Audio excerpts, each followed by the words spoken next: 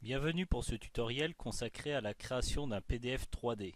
Ce nouveau module optionnel est disponible à partir de la version Dietrich 18. La création d'un PDF 3D s'effectue à partir du module DICAM. On retrouve cette fonction sous le menu Fichier, Export, PDF 3D. On peut également appeler la fonction à partir de l'icône. Dans la boîte de dialogue, on commence par déterminer le répertoire dans lequel le fichier PDF doit être enregistré. Évidemment, le nom du fichier est personnalisable. La liste de choix permet de sélectionner la partie du modèle 3D qui doit être exportée. C'est particulièrement utile pour adapter les informations qui doivent être envoyées en fonction de la personne à qui ce document est destiné. Le champ suivant permet de définir les paramètres d'export. Avec la configuration standard, 2 paramètres vous sont déjà proposés.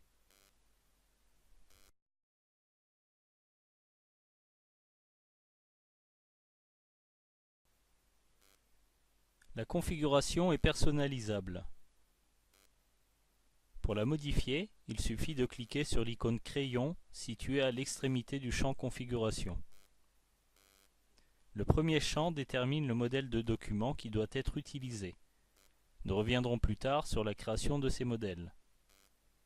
Toutefois, ceux-ci peuvent comporter plusieurs pages. Pour cette raison, dans le champ suivant, on détermine le numéro de la page sur laquelle le modèle 3D doit être créé. Les distances au bord servent à positionner la zone d'aperçu 3D dans le document. Il faut tenir compte des éléments graphiques déjà présents dans le modèle pour éviter toute superposition. Les champs largeur et hauteur déterminent les dimensions de la zone d'aperçu. Pour obtenir les dimensions, il faut donc déduire les marges souhaitées aux dimensions réelles du papier.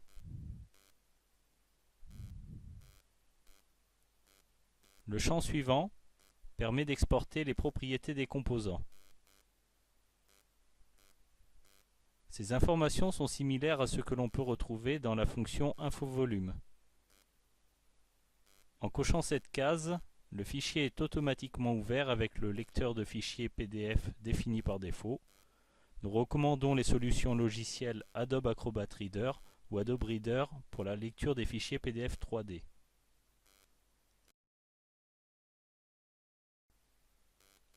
Plusieurs paramètres d'affichage peuvent être ajustés dans Acrobat Reader. On les retrouve dans Préférences sous le menu Édition. Il faut ensuite accéder à la rubrique Contenu 3D multimédia. Par défaut, les modèles 3D ne sont pas affichés. En cochant cette case, les modèles 3D seront automatiquement affichés à l'ouverture du fichier PDF. Le convertisseur permet de choisir le moteur de rendu qui doit être utilisé. Il détermine les performances et la qualité du rendu 3D. Par défaut, seules les faces visibles sont texturées. Il est préférable d'activer cette case lorsque l'on utilise la fonction coupe dans le Viewer. La méthode d'optimisation est réglée par défaut sur zone. Lors d'une rotation ou d'un déplacement, le modèle apparaît en filaire. Pour conserver les textures durant le déplacement ou la rotation, il est nécessaire d'être sur aucune. Pour zoomer et dézoomer, 2 options sont possibles. En utilisant la roulette souris ou en maintenant appuyé les touches Shift et le clic gauche. La translation du projet s'effectue à l'aide de la combinaison de touches CTRL plus clic gauche. Enfin, la rotation s'effectue en maintenant le clic gauche de la souris. Le système de rotation utilisé par défaut peut être déstabilisant. Pour retrouver la rotation présente dans Dietrich, il est nécessaire de sélectionner le mode Toupie. La rotation s'effectue alors de manière plus confortable. Les lignes de contour de volume ne permettent pas d'avoir un rendu réaliste du projet. Le mode de rendu solide permet de gommer ces lignes.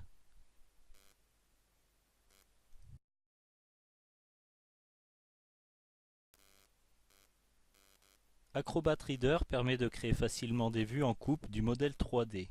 L'option Afficher la coupe positionne automatiquement une coupe horizontale. Bien entendu, on peut modifier l'emplacement et l'orientation de cette coupe en ouvrant les propriétés. Dans cette fenêtre, la position de la coupe horizontale peut être modifiée en utilisant le curseur des décalages, qu'il suffit de faire glisser à droite ou à gauche pour changer l'emplacement de la coupe. Pour désactiver l'affichage de la zone de coupe, il suffit de décocher la case « Afficher le plan séquent ». On peut également créer une coupe suivant l'axe X. Pour afficher la coupe dans le bon sens, la case « Retourner » doit être cochée. On utilise toujours le curseur pour positionner la coupe. La logique est identique pour une coupe suivant l'axe Y.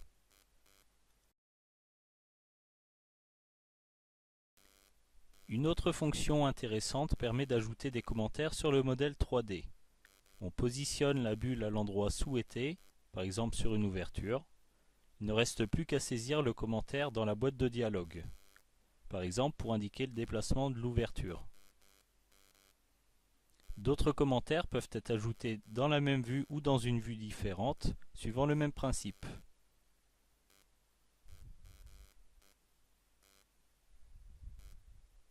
On peut ainsi annoter les différents endroits du projet, tout en choisissant la vue la plus adaptée.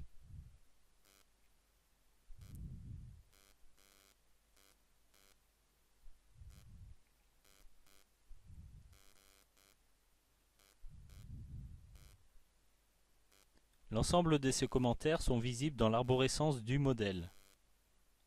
D'un simple clic sur le commentaire, la vue choisie est automatiquement affichée.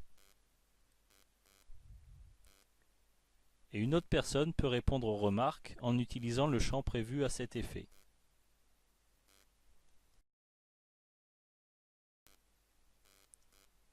La structure du projet est visible dans le fichier PDF.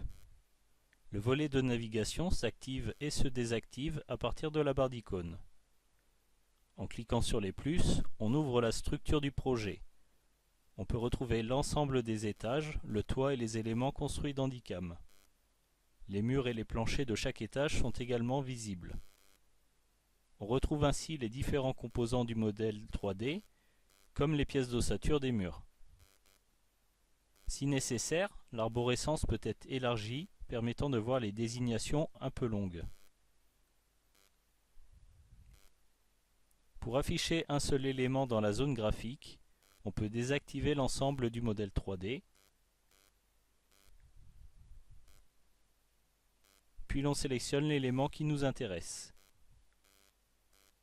Si l'on choisit d'exporter les informations des composants, on retrouve cette information dans la partie basse du volet de navigation.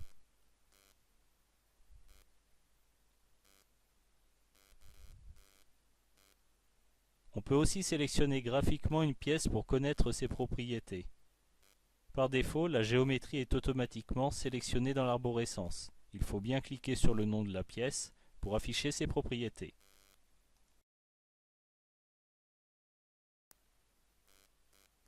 Pour créer un modèle de fichier PDF, on peut partir d'un plan créé avec PlanCAD. On commence par créer un nouveau plan.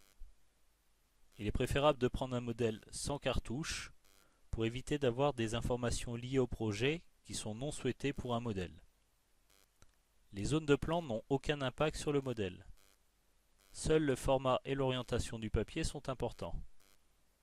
La fonction mise en page vous permet de contrôler ces informations, puisqu'on retrouve les dimensions du papier et les dimensions de la zone restante une fois les marges déduites.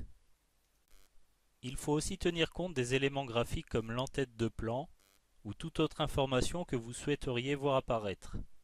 Ces informations détermineront la position et les dimensions de la zone d'aperçu du modèle 3D. La dernière étape consiste à enregistrer le plan actuel au format PDF. On utilise pour cela une imprimante virtuelle. Par exemple, le pilote d'impression Microsoft Print to PDF. Comme d'habitude, il faut contrôler le format et l'orientation dans les préférences du pilote. Il ne reste plus qu'à lancer l'impression. Le fichier PDF doit être enregistré dans le répertoire d'installation dans le répertoire PDF présent sous dhp.FRA.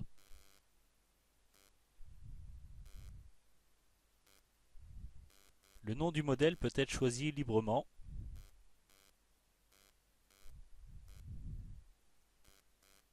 Il ne vous reste plus qu'à choisir votre modèle lors de l'export.